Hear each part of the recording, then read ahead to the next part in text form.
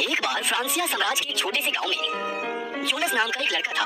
Jonas बहुत ही बुद्धिमान और जानकार था। वह कई तरह के काम कर सकता था। एक रात जब वो सो रहा था तो उसने अचानक जंगल में एक धारा के पास एक लड़की के रोने का सपना देखा। उसके आंसू गिरे और चमचमाते रत्न में बदल गए। वो बहुत खूबसूरत राजकुमारी थी जिसके सुनहरे बाल थे। जोनस चलता हुआ उस लड़की के पास गया। जोनस अचानक जाग गया और महसूस किया कि वह अभी भी अपने घर में था। यह सिर्फ एक सपना था। वह एक सुंदर राजकुमारी है, लेकिन वह बहुत उदास लग रही थी। अगली सुबह जोनस अपने घोड़े को लेकर आगामी सर्दियों के लिए जलाऊ लकड़ी इकट्ठा करने के लिए जंगल में चला गया। रास्ते में उसने एक बदसूरत बुढ़ी औरत को घास काटते देखा। उसने दो बड़े टोकरियां ली हुई थी जिसमें से एक नाशपाती और सेब से भरी हुई थी और दूसरी घास और जंगली सब्जियों से। जोनस एक दयालु लड़का था। उसने तुरंत बुढ़िया की मदद करने की सोची।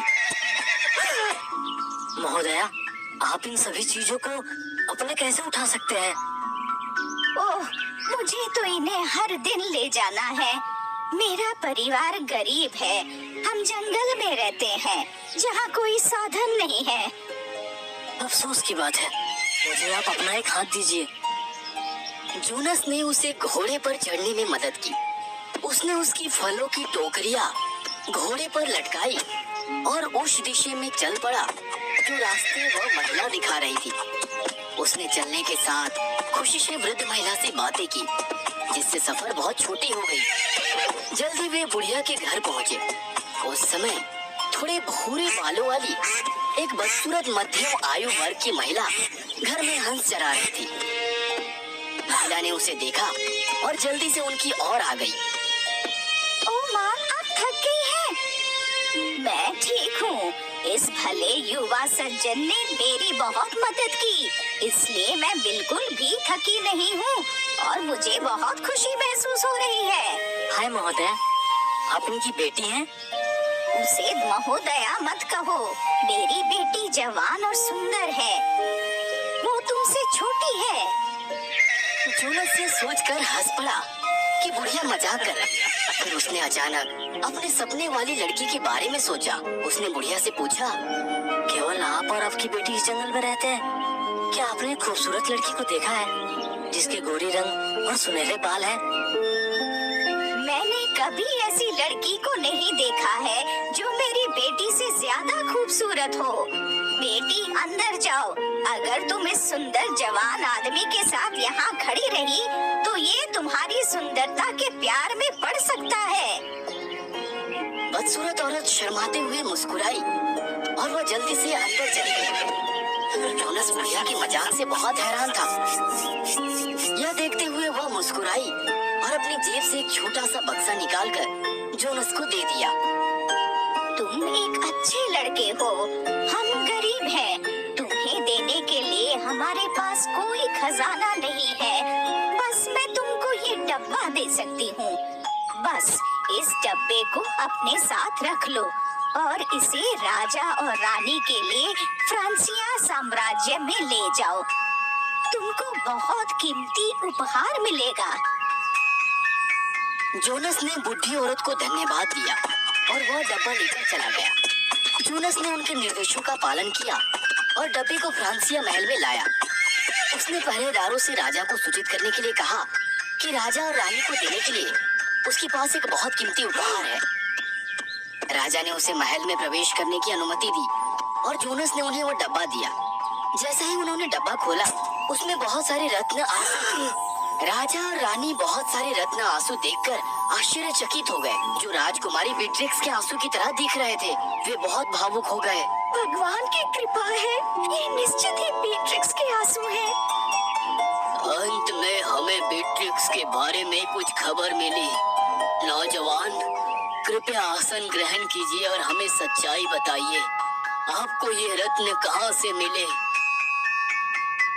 महाराज, मुझे ये जंगल की एक बुढ़ी औरत ने दिया, लेकिन उस बुढ़ी औरत की केवल एक बेटी है और उसकी बेटी भी काफी बुढ़ी है।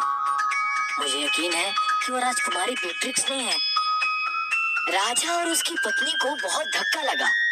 उन्होंने उसे राजकुमारी के बारे में कहानी सुनाई। अतीत में राजा और रानी के 3 बच्चे थे और सबसे छोटी बेटी बिट्रिक्स थी। जब राजकुमारी बिट्रिक्स का जन्म हुआ तो राजा ने एक दयालु और जादुई परी को उसकी दादी बनने के लिए महल में आमंत्रित किया। मैं आपको ये उपहार दूंगी। जब भी आप रोएंगे तो आपके आंसू महान रत्नों में बदल जाएंगे। जैसे ही परी वहाँ से गई, बिट्रिक्स जोर जोर से रोने लगी। उसकी आंखों से ढेर सारे चमचमाते रत्न गिरने लगे। समय बीतने के साथ 20 साल बीत गया। राजकुमारी एक बहुत ही सुंदर लड़की बन गई। उसकी त्वचा बर्फ की तरह सफेद, गुलाबी गाल और उसकी बाल सूरज की रोशनी की तरह सुनहरे थे। एक दिन राजा ने सभी राजकुमारियों को बुलाया और कहा, आज मैं यह तय करना चाहता हूँ कि आप तीनों में से इस राज्य को कौन संभालेगा। मैं आपकी दया के आधार पर फैसला करूंगा। मैं जानना चाहता हूँ कि कौन मुझे सबसे ज्यादा प्यार करता है। अब सबसे बड़ी बेटी से शुरू करते हैं। पिताजी, मैं आपसे उतना ही प्यार करती हूँ जितना चीनी से। पिताजी, मैं आपसे उतना ही प्यार करती हूँ जितना पसंदीदा कपड़ों से। इसके बाद अब बिट्रिक्स की बारी थी। उसने कुछ पल सोचा, फिर धीरे से कहा, पिताजी, मैं आपसे बहुत प्यार करती हूँ, पर मेरे प्यार की तुलना किससे करूँ? जैसे क्या? अभी बताओ।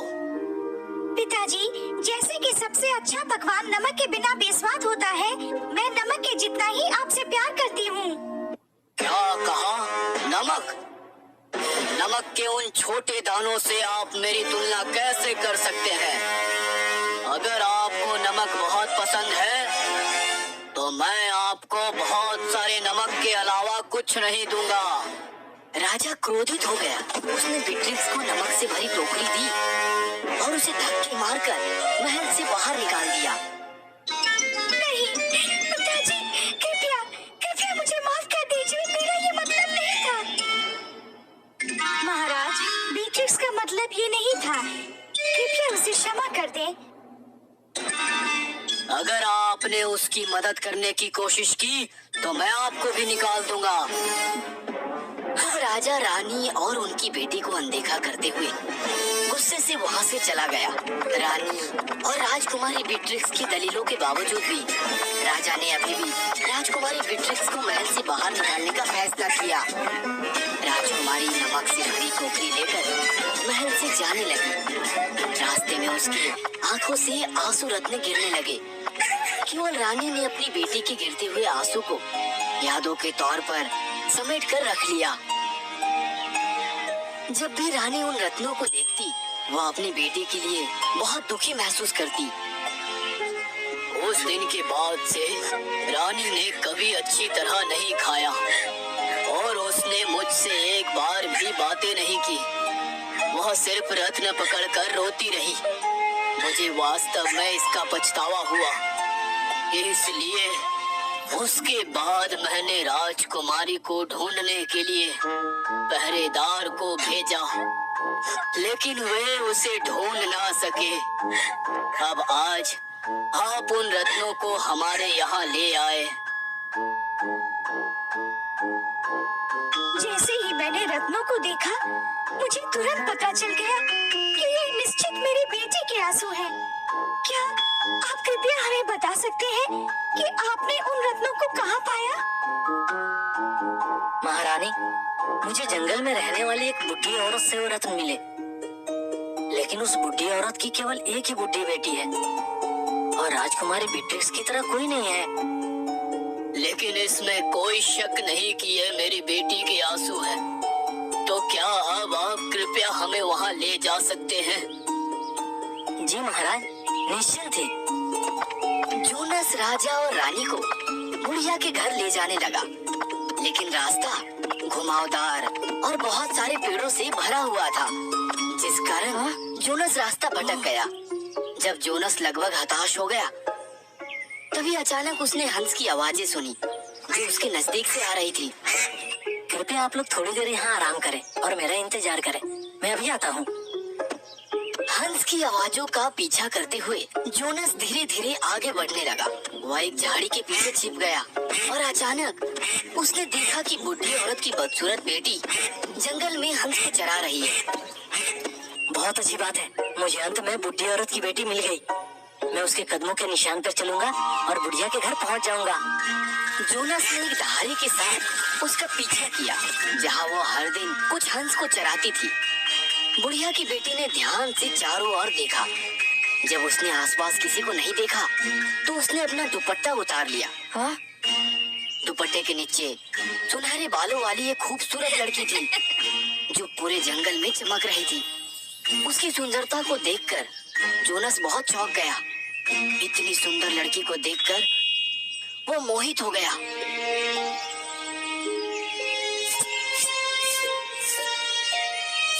लड़की धारा के पास और रोने लगी। चमकते हुए रत्न घास पर गिरे। जोनस ने यह सब देखा। वह यह जानकर दंग रह गया कि वह जो देख रहा था वह उसके सपने जैसा ही था।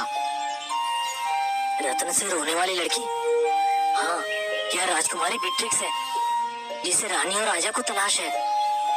राजकुमारी बीट्रिक्स की सुंदरता से मन मोहित होकर राजकुमार जोनस ने गलती से पेड़ की शाखा तोड़ दी। उसकी ध्वनि ने सुंदर राजकुमारी को चौंका दिया। उसने जल्दी से अपनी दुपट्टा वापस डाली और वहाँ से भाग गई। जोनस ने उसका पीछा करना चाहा, लेकिन बहुत देर हो चुकी थी। बीट्रिक्स वहाँ से भाग गई। वह दुखी और निराश था। बीट्रिक्स घर वापस आई और बुढ़ी महिला को सारी कहानी सुनाई। बुढ़िया मुस्कुराई और खुशी से उससे बोली, मुझे ये सब पता है। इसका मतलब है तुम्हारे बुरे दिन खत्म हो गए। कोई तुम्हें लेने आ रहा है। कमरे के अंदर जाओ और आवरण उतारो और अपने माता पिता के आने की प्रतीक्षा करो। यह बातें सुनकर बीट्रिक्स की खुशी का ठिकाना ना रहा कि उसके माता पिता उसे घर ले जाने आ रहे हैं। उसने तुरंत ही बुढ़िया के निर्देशों का पालन किया। उसके बाद जोनस राजा और रानी से मिलने के लिए लौटा। उसने उन्हें सारी बातें बताई और बताया कि कैसे उसने जंगल में खूबसूरत लड़की को देखा। राजा और रानी तुरंत पहचान गए। यह सही है, यह निश्चित ही हमारी बीट्रिक्स है। अंत में वे बुढ़िया के घर गए। उसने दरवाजे के बाहर खड़े होकर उन्हें अंदर आने के लिए आमंत्रित किया। 3 साल से बीट्रिक्स मुझे घर के कामों में और हंसों को जंगल में चराने में मेरी मदद कर रही है। वह बहुत सुंदर और सम्मानजनक है। आपके कारण आपको बहुत पछतावा हुआ होगा। तो अब मैं आप सभी को फिर से मिलने दूंगी। बीट्रिक्स, कृपया यहाँ आओ। बीट्रिक्स अपने सुंदर रूप में बाहर आई। उसके बाल सूरज की रोशनी की तरह चमक रहे थे और उसका शरीर बर्फ की तरह सफेद था। जोनस ने अपने सपने में देखी हुई खूबसूरत लड़की को भावुक होकर देखा। रानी और राजा अपनी बेटी को फिर से देखकर बेहद खुश हुए। उन्होंने एक दूसरे को गले लगाया। मेरी प्यारी बेटी, मेरा सौभाग्य है जो मैंने तुम्हें पा लिया। मेरे क्रोध के कारण मैंने तुम्हें बहुत दुखी किया। कृपया मुझे माफ कर दो। मैं बहुत किस्मत वाली हूँ कि मुझे इस तरह की महिला मिली। उन्होंने मुझे भेष बदलने में मदद की और मुझे पिछले 3 वर्षों से यहाँ रहने दिया। मैं आपका बहुत आभारी हूँ। आपको जो भी चाहिए मुझसे मांगिए, मैं आपको जरूर दूंगा। बुढ़िया मुस्कुराई और अचानक एक सुंदर परी में बदल गई। वो बुढ़िया राजकुमारी बीट्रिक्स की धर्म माता थी। मुझे लगता है कि 3 साल बाद ये आपके लिए एक बड़ा सबक होगा। एक राजा के रूप में भले ही आप नाराज हों, आपको ध्यान से सोचना चाहिए। आज मैंने अपने लिए एक बहुत बड़ा सबक सीखा है। बीट्रिक्स, आप एक दयालु और सम्मानित लड़की हैं। मैं आपको ये घर दूंगी। परी ने अपनी जादुई छड़ी घुमाई और छोटा घर तुरंत एक शानदार महल में बदल गया। राजकुमारी मुस्कुराई और जोनस के पास गई। बहुत बहुत धन्यवाद। तुमने मुझे मेरे माता पिता के साथ मिलने में मदद की। इसका ऋण चुकाने के लिए मैं क्या कर सकती हूँ? असल में आप वो लड़की हो जो मुझे मेरे सपनों में मिली थी। वास्तव में मैंने हमेशा ही आपकी प्रशंसा की। राजकुमारी शर्मा कर जोनस को देखती रही। वे एक दूसरे को प्यार से देखते रहे, मानो ईश्वर ने उन्हें एक दूसरे को मिलाने की व्यवस्था की हो। कुछ ही समय बाद जोनस एक बार फिर फ्रांसिया महल गया, लेकिन इस बार जोनस सुंदर राजकुमारी बेट्रिक्स से शादी का प्रस्ताव लेकर पहुंचा। राजकुमारी बेट्रिक्स को भी जोनस बहुत पसंद आया। राजा और रानी की सहमति प्राप्त करने के बाद उन्होंने महल में एक भव्य शादी का आयोजन किया। परी के आशीर्वाद के तहत दोनों खुशी से महल में रहने लगे, जो महल परी ने उन्हें दिया था।